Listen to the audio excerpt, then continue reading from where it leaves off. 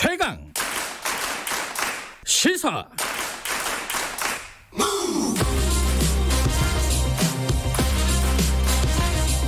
지금 여러분께서는 김경래 기자의 최강 시사를 듣고 계십니다. 네, 라임 옵티머스 사태, 정치권도 시끄럽고 검찰, 법무부 굉장히 좀 공방이 오가고 있습니다.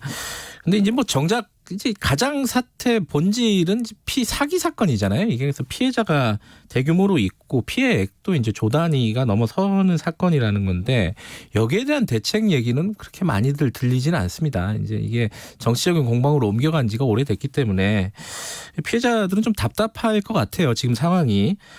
그래서 옵티머스 피해자분 한 분 좀 연결해가지고 지금 대책이라든가 여러 가지 피해 보상이라든가 이런 거 어떻게 진행되고 있는지 좀 물어보겠습니다. 안녕하세요. 안녕하세요. 예. 그냥 익명으로 좀 진행을 하겠습니다. 저희들이. 예. 선생님 같은 경우에는 그 옵티머스 펀드에 네. 언제 한 어느 정도 규모로 투자를 하셨어요? 저는 금년 1월하고 또 금년 맨 막차를 탔습니다. 예. 여기 저희 최소 가입 금액은 1억이기 때문에 1억 이상씩 다 투자를 했습니다. 어느 금융사를 통해서 투자를 하셨습니까? NH증권을 통해서 가입을 했습니다. 물론 지금 거기에 대한 피해 보상이라든가 이런 게 구체적으로 받으신 건 없고요? 예, 없습니다.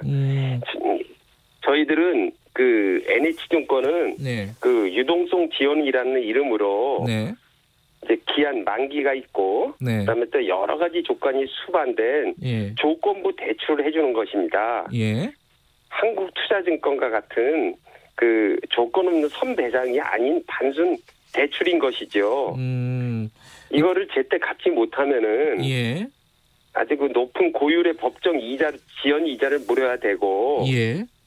또한 이제 금융감독원 분쟁조정위원회 권고안을 수용치 못하면은 요걸 수용치 못하면 저희가 다음 달 내로 갚아야 됩니다. 그래서 소송으로밖에 갈 수밖에 없는 구조인 것입니다. 그러니까 NH증권은 고객과의 어떤 법적 소송을 통해서만 배상해주겠다는 뜻입니다.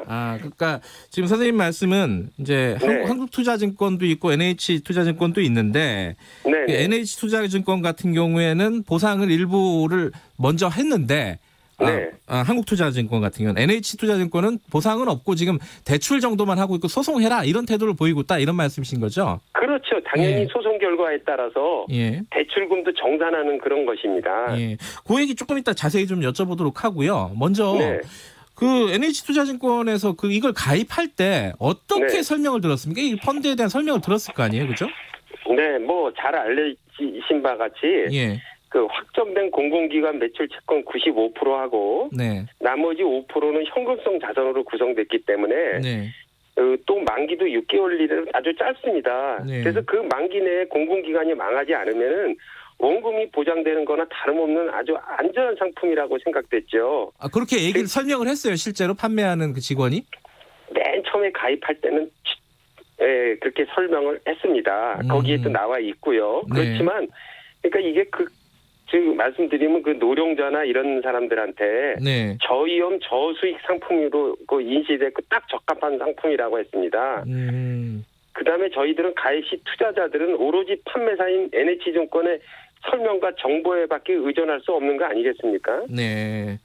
원금 보장이 되는 것과 같다, 다름없다 이런 식으로 설명을 했다는 말인가요? 그렇죠. 초록은 동이다라는 거하고 직접적인 언급은 안 했어도 이 설명을 들으면은 원금 보장이 되는 거나 다름없게 생각이 되죠. 지금 피해자분들이 어떤 모임이나 이런 것들을 만드셨잖아요. 그죠? 그러면 이제 다른 피해자분들의 사례들도 많이 옆에서 보실 텐데 어떤 사례들이 있습니까? 고령자 투자 이런 것들은 뉴스에서 많이 봤는데 좀 안타까운 사연들이 많다고 들었어요. 어떤 게 있어요? 피해자들 대부분이 노령층입니다. 50대 이상이 80%거든요. 그러니까 피 같은 노후 자금을 날렸고 또 어떤 분은 남편 사망 후 남겨진 전 재산을 날리기도 했습니다. 또 법인의 경우는 물품 결제 대금도 있고 근로자 복지에 쓰이는 사내 근로복지기금도 날아갔습니다. 근데 이렇게 피해가 큰데 일단은 환매는 지금 전혀 안 되는 겁니까? 네, 100% 안 되고 있습니다. 100% 안 되고 그럼 NH투자증권 같은 경우에는 대출을 해라 일단 급하면 이런 태도인 거네요, 그죠? 예. 그거를 유동성 지원이라고 하고 예. 또 그걸 사람들이 잘못 인식을 합니다. 한국투자증권과 같이 네. 그냥 전부 다 그냥 이렇게 조건 없이 배상을 해준 줄 알고요. 예.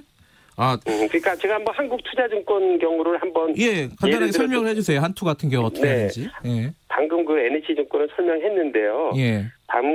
반면에 그 한국투자증권의 경우 예. 내 책임이다 하고 예. 7월 초에 70%, 예. 9월 말에 20%, 네. 그래갖고 총 90%를 아무 조건 없이 선배상을 이미 완료했습니다. 90%를 선배상을 했다. 먼저 배상을 했다. 예, 그다음에 나머지 10%도 펀드 자산 실사 후 주겠다는 것입니다. 그래서 저희 피해자들은 아니 똑같은 상품이라도 예. 어느 증권사에 가입하느냐에 따라 이렇게 극명하게 차이가 납니다. 예. 그러니까 NH증권 가입자는 법적 소송을 준비해야 되고 지금 네. 한투는 나머지 10%도 다 돌려받을 수 있는 것입니다. 그래서 저희들은 금감원도 똑같은 상품에 대한 배상 처리 기준이 아주 동일하게 적용되도록 기준이 있어야 되고 네. 판매사에 적용시켜야 된다고 생각합니다. 피해자들은 똑같은 상품인데 네. 당연히 똑같이 배상받기를 원하지요. 지금 그러면은 금감원에서 어떤 기준이 안 내려왔기 때문에 그 금융기관들마다 다르게 지금 보상을 하고 있다 이렇게 말씀하시는 건가요? 예, 그러니까 그 어떤 기준이 없는 것 같습니다. 그래서 있어야 된다고 이제 생각합니다. 네. 기준이 없다 보니까 한쪽에서는 90% 벌써 배상을 했고 저희는 대출이고요. 예, 네. NH투자증권은 대출만 지금 가능한 형태인데 그 나머지 돈을 실제로 받으려면은 소송을 해라. 근데 소송이 일반인들이 하기가 어렵잖아요. 지금 상황이 어떻습니까? 그렇죠. 보통 사람이라면 소송이나 법원 근처에도 평생 안 가보고 살지 않습니까? 그렇죠. 그러니까 피해자들은 피해 당한 것도 억울한데 네. 이제 지금 소송 준비라는 이런 그 코너로 또 몰리고 있습니다. 혹시 이거 관련해 가지고 이제 NH투자증권 같은 경우에는 이 옵티머스 펀드를 판매하게 되면서 이게 뭐 회사 측에서 밀어주는 펀드다. 뭐 사장이 가져온 펀드다. 이렇게 이제 그 소비자들한테 얘기를 했다라는 의혹도 있더라고요. 그런 말씀은 들어보셨어요? 네, 그렇죠. 이제 저희 국정감사에서 처음에 정무위 할 때는 부정하다가 그 농수산위 할 때는 얘기했지 않습니까? 위에서 그런 그 얘기를 받고 했다고. 물론 자세한 사항은 그런 의혹을 받고 있지 실제 어떤 일이 있는 거는 사실 저희들은 모르지 않습니까? 그래서 투자자들은 먼저 진실 규명이 이루어진다고 생각하고 있습니다. 이루어져야 한다고? 예. 네.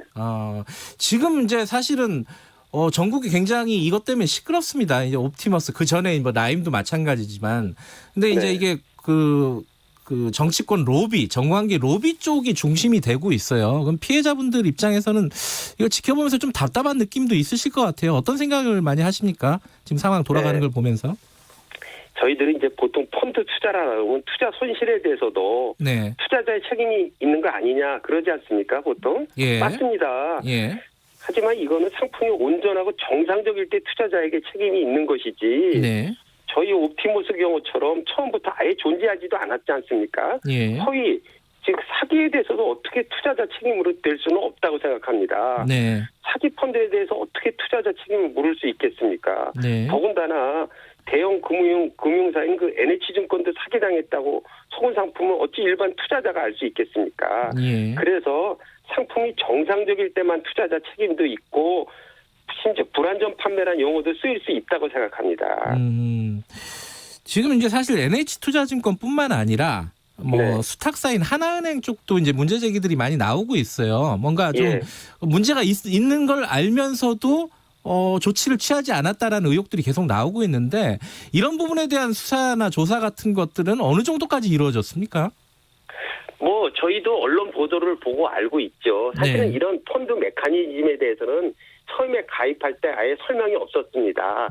뭐 하나은행이 수탁은행이 되고 그다음에 이제 예탁결제원이 뭐 펀드명 같은 거 관리한다는 거를 아예 저희는 사건이 발생되고 뒤늦게 알았죠.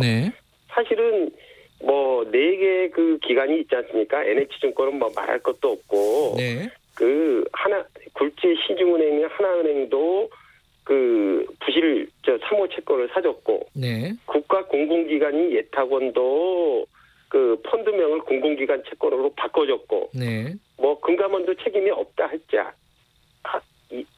않을 수 없지 않습니까? 예. 그러니까 4개의 공공기관 중에 하나만이라도 좀 정상적으로 이게 작동을 했다면 이 펀드 사기는 방지될 수 있었죠.